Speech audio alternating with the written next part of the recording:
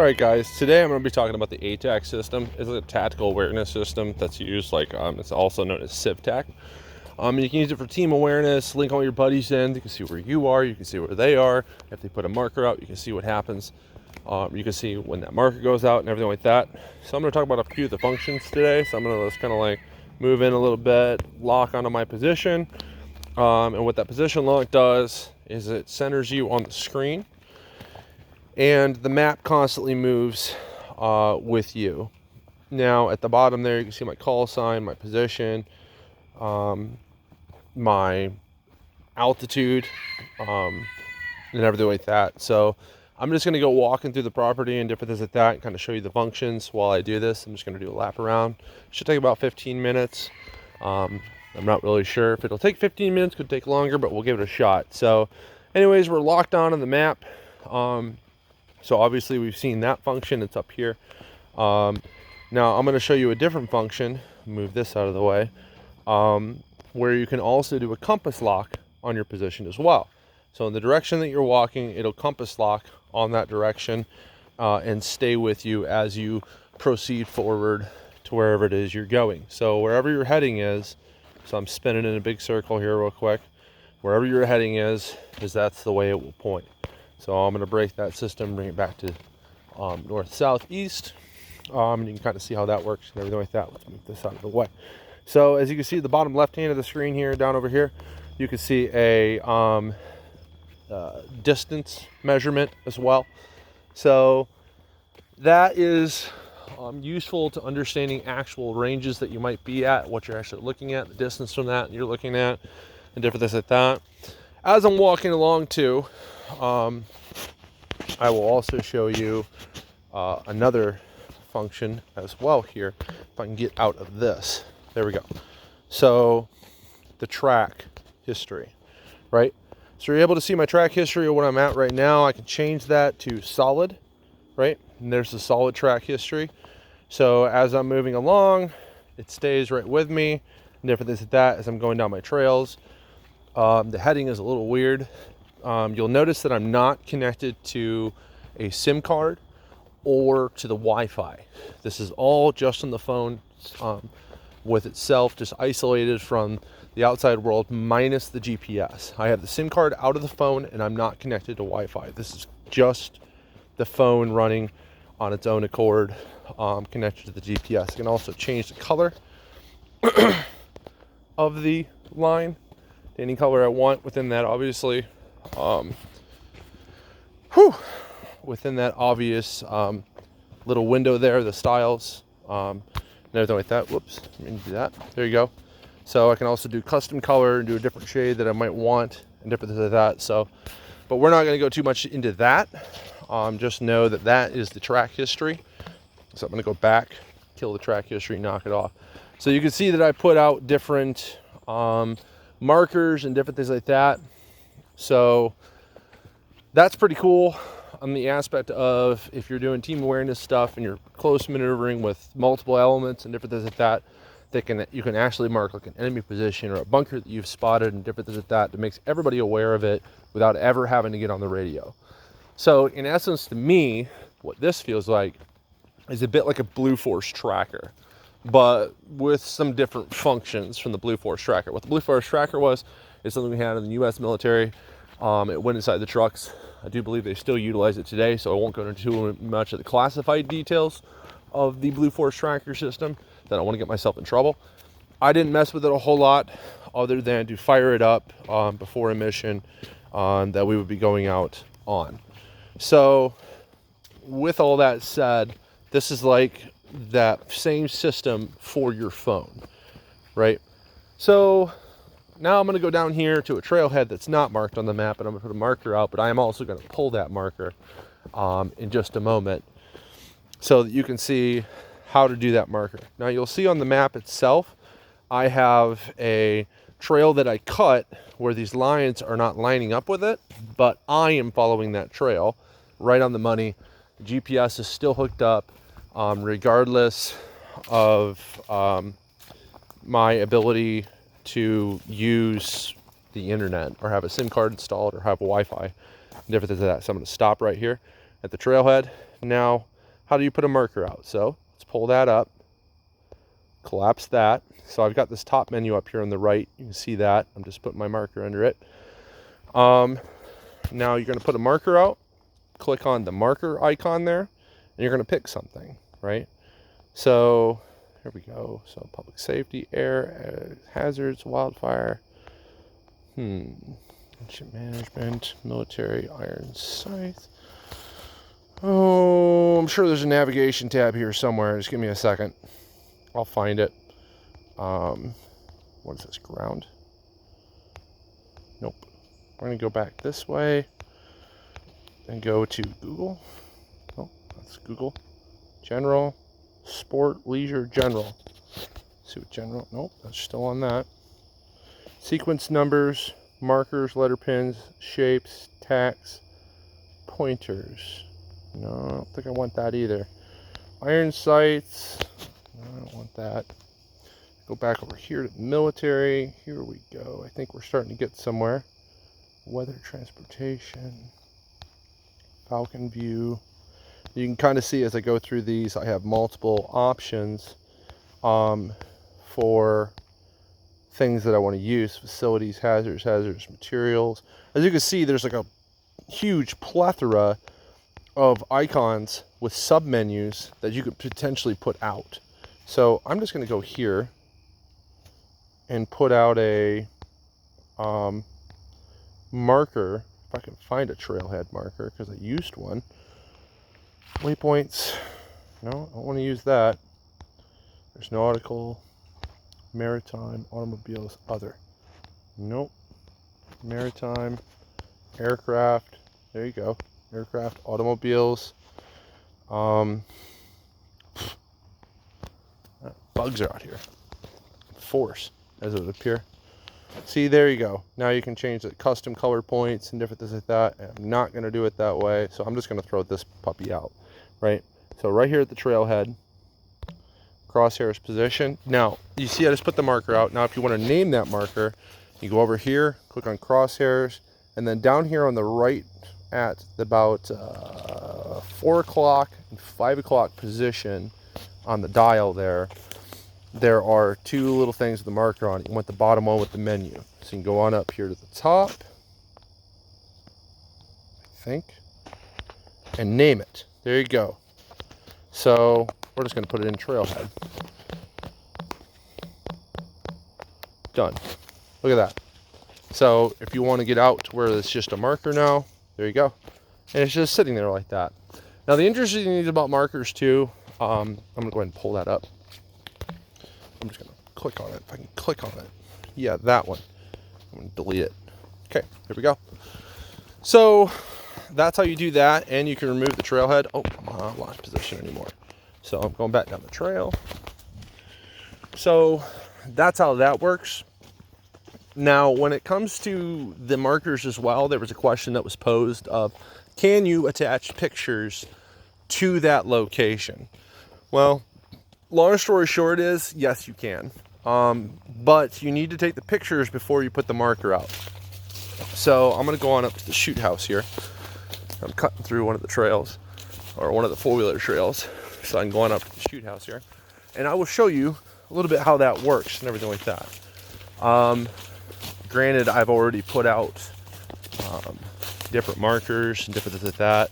So here on the property, I created a developing environment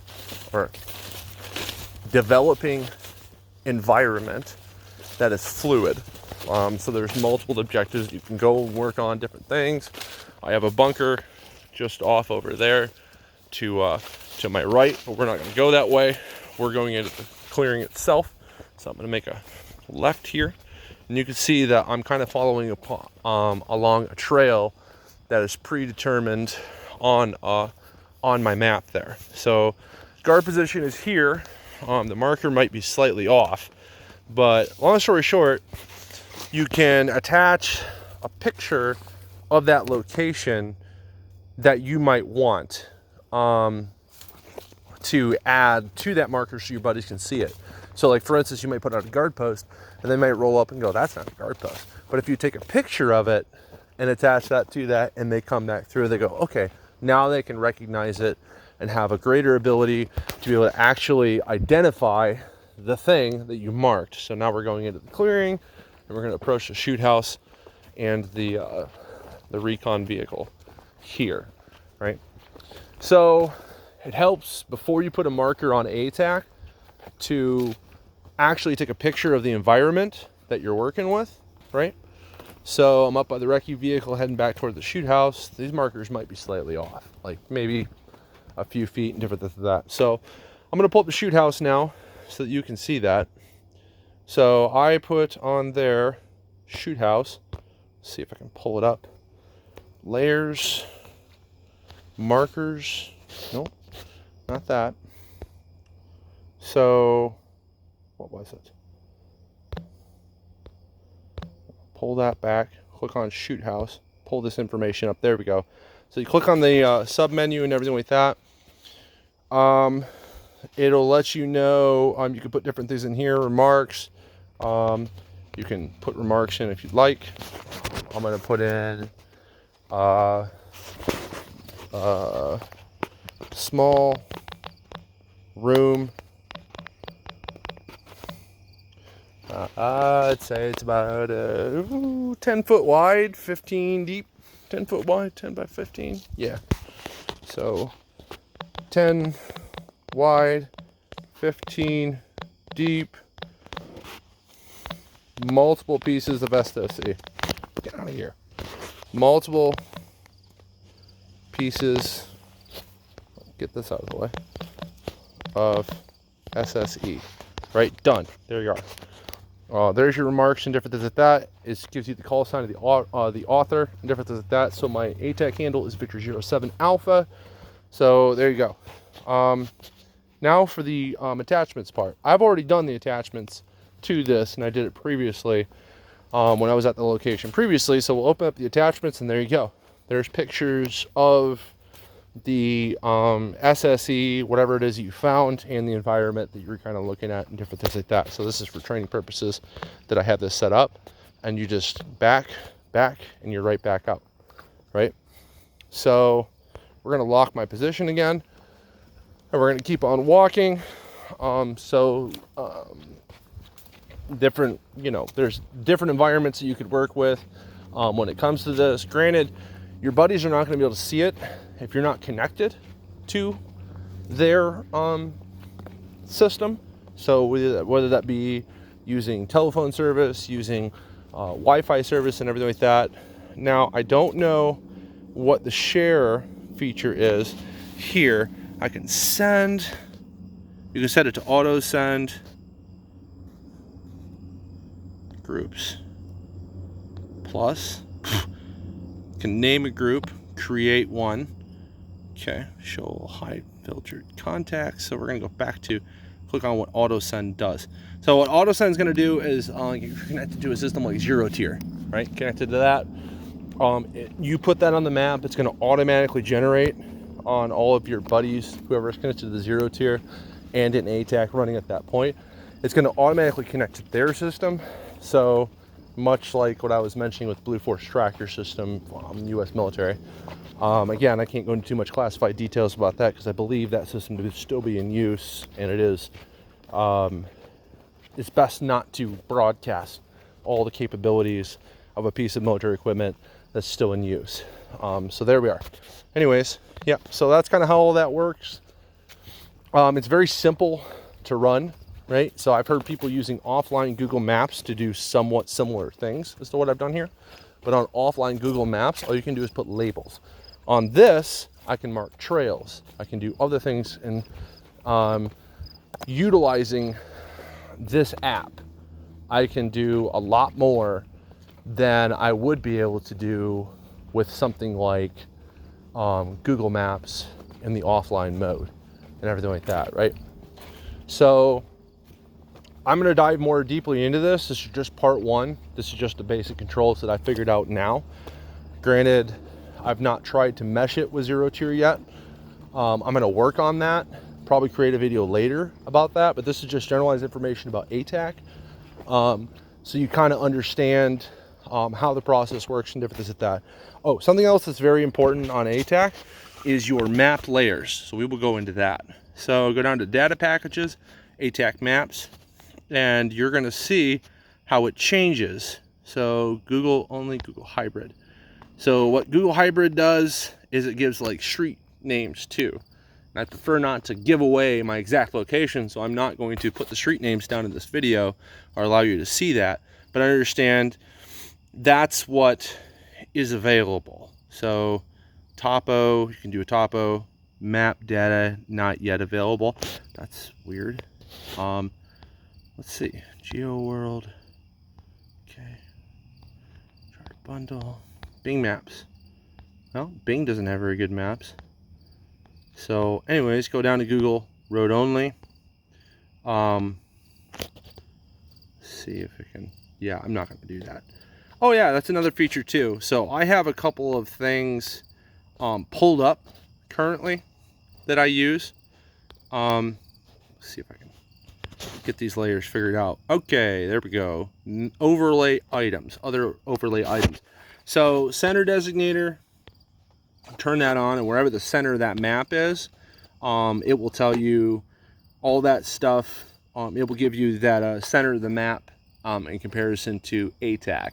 So it helps you to understand if you're actually centered on you know, your ping and everything like that. So you can lock and unlock that system, like I said.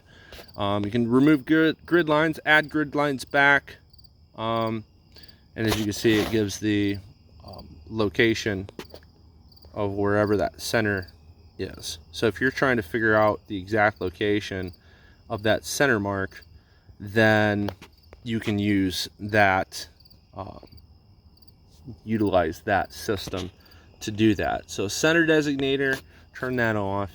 Heat map overlay, I'm not 100% sure what the heat map overlay does. I do know that whenever I do it, it pops up that graph there in the bottom left hand screen of the screen. You got your eye altitude. Eye altitude is when you're zoomed in of what altitude that eye is looking down. So it'll help you to guesstimate a little bit more actual size of an area and different things like that.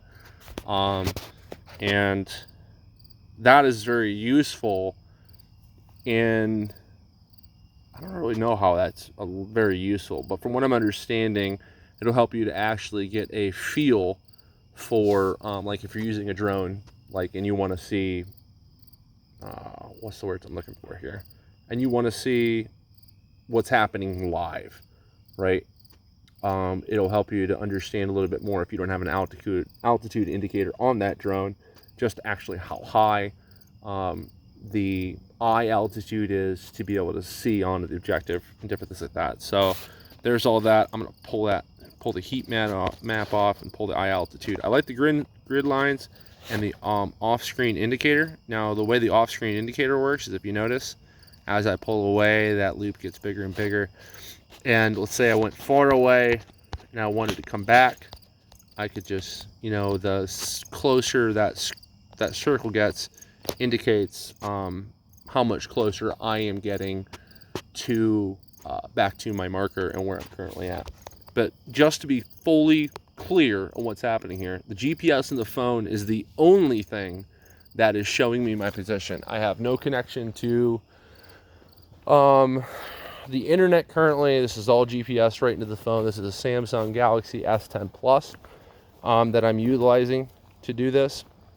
So it's a pretty cool system and everything like that. If you have a throwaway Android and you like to do tactical stuff and everything like that, and you'd like to be able to do some off the beaten path navigation on an area that you have previously reconned, which, by the way, is ironic that I should mention, that is adding pictures to an objective also helps for pre-recon and surveillance stuff. So if you are looking at a location, the law enforcement, or really the word term everybody likes to use is case the place. If you're casing an objective, you can take a picture of it, put it on the ping, bring it back, and as the guys approach and they wonder, hey, what kind of situation am I potentially dealing with here?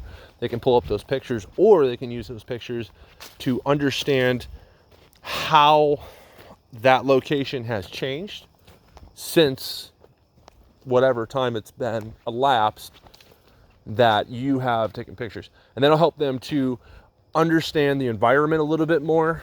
Okay, how real or how pertinent is this objective to the rest of the stuff that we're doing because of the changes that are made and different things like that. It'll also help them to understand if it's a soft target or a hard target.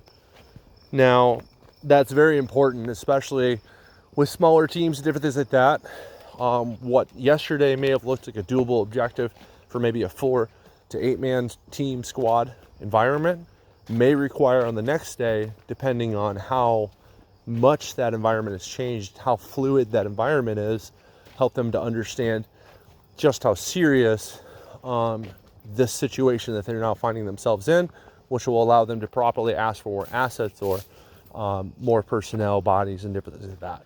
So that is very important to how you are going to execute that objective, right? So using PACE, primary, alternate, contingency, and everything like that. And using that acronym to plug that in to how you react to the situation will help you to also react properly in the aspect of not extending yourself out too far, or in the cases of many, not extending themselves out further than they can reasonably go and come back, right? The last thing you want to do is put anybody in a position where you did not properly mitigate risk, and now it's really, really bad, and you have no parachute. So anyways, guys, that's all for now. I'm going to go ahead and end this video here in a second. But that's generalized what I found about the ATAK. There's going to be a part 2. I'll do some more stuff, do some more digging, and I'll make some more videos later on. So until next time, gentlemen, have a good one.